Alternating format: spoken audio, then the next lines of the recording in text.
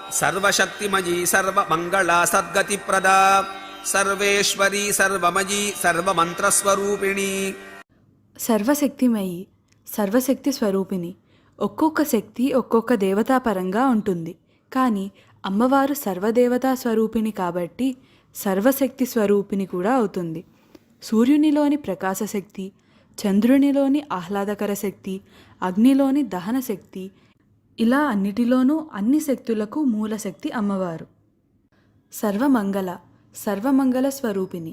మంగళ అంటే మంగళకరమైనది, శుభమైనది అని అర్థం. అమ్మవారు ఎక్కడ ఉంటే అక్కడ అంతా శుభమే. అమ్మవారు సర్వకాల సర్వ అవస్థలయందు పవిత్రముగా ఉండునది. అమ్మవారిని ఆశ్రయించిన వారిని కూడా మంగళప్రదునిగా చేస్తుంది. సర్వమును పవిత్రముగా మార్చునది అని ఈ నామానికి అర్థం. సద్గతిప్రద, మంచి మార్గమును ఇచ్చునది. సంసారం అనే చక్రంలో ఇరుక్కోకుండా అనుసరించవలసిన శుభమైన, సరి అయిన, ఉత్తమమైన మార్గమును ఇచ్చునది. స్థూలము నుండి సూక్ష్మమునకు నడిపించు దృష్టి మార్గమును ఇచ్చునది. కుండలిని శక్తి సుషుమ్నా మార్గంలో ఊర్ధ్వగతిని పట్టించి సాధకులకు ముక్తి ఇచ్చునది. సర్వేశ్వరి, జగత్తు లేదా విశ్వమునకు ప్రధానాధికారిణి. నామరూపాత్మకమైన సమస్త ప్రపంచాన్ని సృష్టించి, పోషించి, శాసించి చివరకు తనయందు లయించుకొనున్నది కాబట్టి అమ్మవారు సర్వమునకు ఈశ్వరి అవుతుంది. సృష్టి, స్థితి, లయ కారకులైన బ్రహ్మ, విష్ణు, మహేశ్వరులకు కూడా అధికారినిగా ఉండు పరబ్రహ్మస్వరూపిణి కాబట్టి అమ్మవారు సర్వేశ్వరి. సర్వమయి, సర్వములో అనగా విశ్వమంతటా నిండి ఉంది. ఈశ్వర, ఈశ్వరి వీరిద్దరూ ఒకటిగా విశ్వమంతా వ్యాపించి ఉన్నారు. సృష్టి మొత్తం చైతన్య స్వరూపముగా, జ్ఞానస్వరూపముగా అమ్మవారు వ్యాపించినది. సర్వమందు నిండి ఉన్నది. అందుకే అమ్మవారు సర్వమయి. సర్వమంత్ర స్వరూపిణి, అన్ని మంత్రములను తన స్వరూపముగా గలది. మననము చేసే కొద్దీ రక్షించేదాన్ని మంత్రము అంటారు. నిరంతర శ్రవణ, స్మరణ, మననాల వలన ఉపాసకుని రక్షిస్తూ చివరకు ఉపాస్య దేవతా స్వరూపంగా మార్చగలిగే అక్షరాల సంపుటాన్ని మంత్రం అనవచ్చు. సాధారణంగా వేదాలలో ఉండే వాక్కులను మంత్రాలు అంటారు. అవి రుక్కులు, సామలు, యజుస్సులు అని 3 విధాలుగా ఉంటాయి. ఈ 3 విధాల మంత్రాలు అమ్మవారి స్వరూపాలే. సృష్టి ఇంకా ఏర్పడకముందు అయ్యవారే ఉంటారు. అయ్యవారు ఉచ్చరిస్తే అమ్మవారు అనే సృష్టి ఏర్పడుతుంది. ఉచ్చరించే అయ్యవారిని సూచించే అక్షరం ఆ. ఉచ్చరింపబడే అమ్మవారిని ఉ, మా అనే అక్షరాలు సూచిస్తాయి. ఉచ్చారణకు కావలసిన శక్తి ఉ అయితే ఉచ్చారణకు తర్వాత ఏర్పడే భౌతికమైన వైఖరి ధ్వని మా. అయ్యవారు, అమ్మవారు కలిస్తే సృష్టికి సంబంధించిన బీజం ఏర్పడుతుంది. ఆ, ఉ, మాల కలయికే ఓం. ఇది నాదం, సృష్టికి మూల బీజం. ఈ మంత్రముల యొక్క శక్తికి మూల శక్తి అమ్మవారే. సర్వశక్తిమయీ సర్వమంగళా సద్గతిప్రదా సర్వేశ్వరీ సర్వమయీ సర్వమంత్రస్వరూపిణి. సర్వయంత్రాత్మికా సర్వతంత్రరూపా మనోన్మని మాహేశ్వరీ మహాదేవి మహాలక్ష్మీర్మృడప్రియా. సర్వయంత్రాత్మిక, అన్ని యంత్రములకు స్వరూపముగా గలది. విశ్వ నిర్వహణకు అనేక రకమైన యంత్రాలు పనిచేస్తూ ఉంటాయి. మానవ శరీరమునందు కూడా రకరకముల యంత్రములు పనిచేస్తూ ఉంటాయి. వీటి పనికి కావలసిన శక్తి అమ్మవారి నుండే వస్తుంది. విశ్వ నిర్వహణకు దోహదపడే సకల దేవతలను ఇటువంటి యంత్రాలలో సమన్వయపరిచి ఆరాధిస్తూ ఉంటాం. విగ్రహం దేవతలకు స్థూల రూపమైతే ఆ దేవతకు చెందిన యంత్రం సూక్ష్మ రూపం అవుతుంది. ఉదాహరణకు గణపతి యంత్రం, లక్ష్మీ యంత్రం మొదలైనవి. వీటిలో కొన్నిటికి చక్రాలు కూడా ఉంటాయి. అటువంటిదే శ్రీచక్రం. ఆరంభంలో మహావృక్షము కూడా ఒక బీజంలో ఇమిడి ఉన్నట్టు మనం చేసే ఆకృతులన్నీ ప్రారంభంలో బిందువులోనే ఇమిడి ఉంటాయి. కాబట్టి అన్ని యంత్రాలకు మూల బిందువు నందు పరాశక్తి అధిష్ఠించి ఉంటుంది. అందుకే అన్ని యంత్రాలకు అమ్మవారు ఆత్మ వంటిది. కాబట్టి ఈ నామంలో సర్వయంత్రాత్మిక అని చెప్పబడింది. సర్వతంత్ర రూప, అన్ని తంత్రములను తన రూపముగా గలది. తంతు అంటే సూత్రము లేదా దారము అని అర్థం. తంత్రము అంటే విధి విధానాలు అని అర్థం. అంటే ఏ విధమైన యజ్ఞ, యాగ, శుభాశుభ సంస్కారాలను నిర్వహించేటప్పుడు అవలంబించే విధానం. దేవతలకు విగ్రహం స్థూల రూపమైతే ఆ సంబంధమైన యంత్రం సూక్ష్మ రూపం అవుతుంది. యంత్ర వ్యూహము కారణ రూపం అవుతుంది. యంత్ర వ్యూహానికి అవసరమయ్యే సూక్ష్మమైన తంతు సంపుటిని లేదా సూత్రాల కూర్పు తంత్రము అంటారు. నరాలలో ప్రవహించే శక్తి నాడులుగా భావిస్తే యంత్రవ్యూహ తంతువులు నాడుల లాంటివైతే యంత్రాలలో గీతలు నరాల లాంటివి అవుతాయి. అంటే వాక్కు రూపంలో తంత్ర ఉంటే రేఖ రూపంలో యంత్రం ఉంటుందన్నమాట. జ్ఞానాన్ని విస్తరింపచేసే శాస్త్రాలే తంత్ర గ్రంథాలని అర్థం. ఈ తంత్రాలు సాత్విక, రాజసిక, తామసిక అని 3 విధాలుగా విభజింపబడ్డాయి. అమ్మవారు అన్ని తంత్రాలను తన రూపంగా గలది. మనోన్మని మనన స్థితిలో మేల్కాంచిన మననము చేయబడినట్టిది. అభిప్రాయములతో నిండి ఉన్న మనస్సు దుమ్ము పట్టిన అద్దము లాంటిది.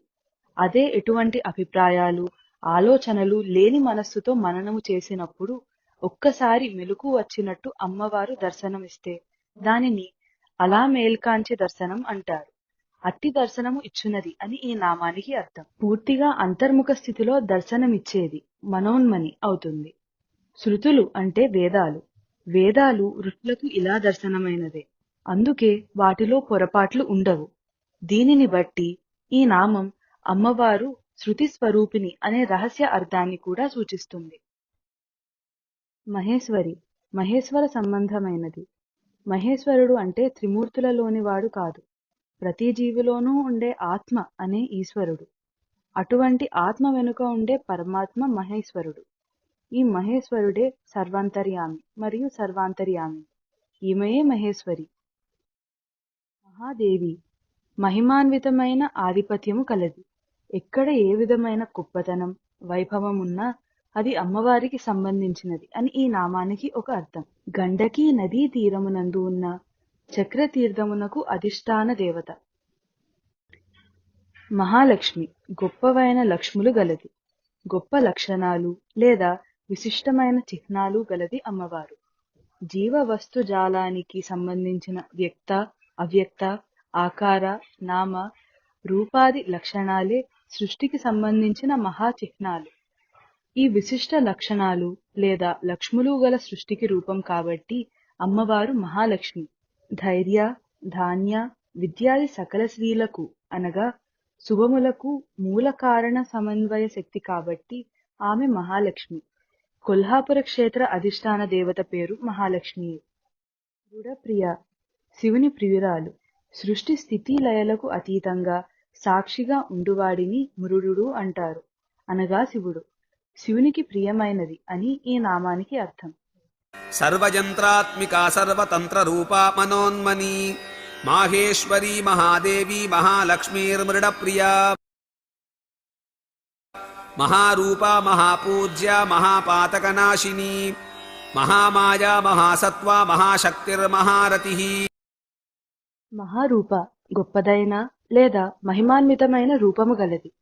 అమ్మవారు కనురెప్పలు తెరిస్తే సృష్టి నిర్మాణము జరుగుతుంది. కనురెప్పలు మూస్తే సృష్టి లయం అయిపోతుంది. ఈ విధంగా సృష్టి లయాలు రెండూ ఆమె వలనే జరుగుతాయి కాబట్టి ఆమె మహారూపము.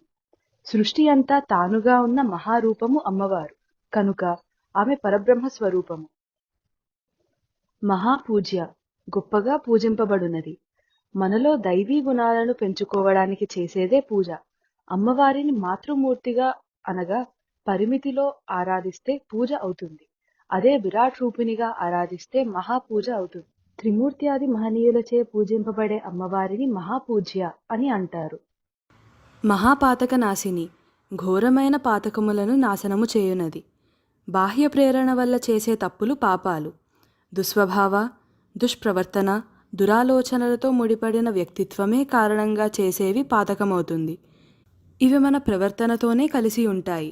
భక్తి, సజ్జన సాంగత్యం, భగవన్నామస్మరణ, సద్గోష్ఠి వీటి వలన ఏదో నాటికి పాతక లక్షణాలు తొలగిపోతాయి. పాతకాల కన్నా పెద్దవి మహాపాతకాలు. అవి హత్యలు, బ్రహ్మహత్యలు, అత్యాచారాలు చేయడమే కాక అవి ఎందుకు చేయకూడదు, చేస్తే తప్పేమిటి అనే సందేహాలు రావడం మహాపాతక బుద్ధిని సూచిస్తుంది. అమ్మవారిని ఆరాధిస్తే ఇట్టి బుద్ధిని పోగొడుతుంది. మనము చెడ్డ పనులు చేయకుండా అమ్మవారు ఆపుతుంది, కానీ చేసిన వాటి కర్మ నుండి తప్పిస్తుంది అని కాదు ఈ నామానికి అర్థం. మహామాయ మహిమాన్వితమైన మాయా లక్షణం కలది. భ్రాంతిలో పడవేసి వివేకము పనిచేయనీయకుండా చేసేది మాయా లక్షణం. కలలో వచ్చిన పరిస్థితులకు భయపడి నిద్ర నుంచి మెలకువ వచ్చిన తరువాత కలలోనిది వాస్తవం కాదని తెలుసుకోవడం మాయ తొలగడం. మోక్షం వచ్చిన తరువాత అంతకు పూర్వస్థితిని గూర్చి నిజమైన అర్థం తెలియడం ఆ మహామాయ తొలగడం అవుతుంది. ఈ లక్షణం గల అమ్మవారిని మహామాయ అంటారు. మహాసత్వ మహిమాన్వితమైన ఉనికి గలది. సత్ అంటే ఉండడం. ఒక వ్యక్తికో ఒక వస్తువుకో ఒక ప్రదేశానికో పరిమితము కాకుండా సమస్త విశ్వము నిండి ఉండగల లక్షణాన్ని మహాసత్వం అంటారు. ఈ లక్షణం ఒక్క అమ్మవారికి మాత్రమే ఉంది. విశ్వరూపము విష్ణువు అంటుంది విష్ణు సహస్రనామం. నారాయణ నారాయణి వీరు ఇద్దరూ అన్నా చెల్లుళ్ళు. వీరిద్దరికీ అభేదం. పోని విశ్వరూపం శివుడు అందామంటే శివ శివాని వీరిద్దరికీ అభేదం. కనుక సృష్టించి పోషించి లయము చేసుకునే నిర్విరామ జగద్వ్యాపార నిర్వహణను అమ్మవారే చేస్తుంది. సత్వము అంటే బలమనే అర్థంలో మహాబల సమన్వితురాలు అని కూడా అర్థం చెప్పుకోవచ్చు. మహాశక్తి అనంతమైన శక్తి సామర్థ్యములు గలది. శక్తి ఆహారము వలన మాత్రమే లభించదు. శ్వాస సూర్యుని వలన ఇతరములైన వాటి వలన లభిస్తుందా అంటే అది చెప్పడం వీలు కాదు. అమ్మవారైన ఆ మహాశక్తి నుండి మన అవసరాన్ని బట్టి వివిధ మార్గాల ద్వారా మనకు శక్తి అందుతుంది.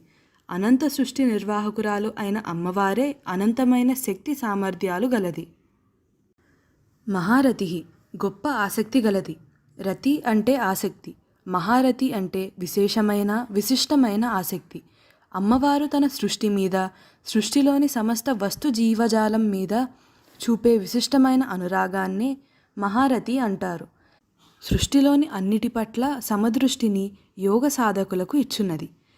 మన్మధుడు శివుని ఆగ్రహానికి గురై తరువాత అమ్మవారి కరుణ వలన తన భార్య అయిన రతీదేవికి మాత్రమే కనబడతాడు.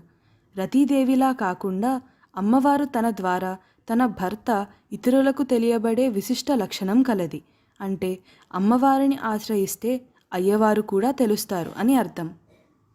మహారూప మహాపూజ్య మహాపాతకనాశిని మహామాయా మహాసత్వ మహాశక్తిర్మహారతి.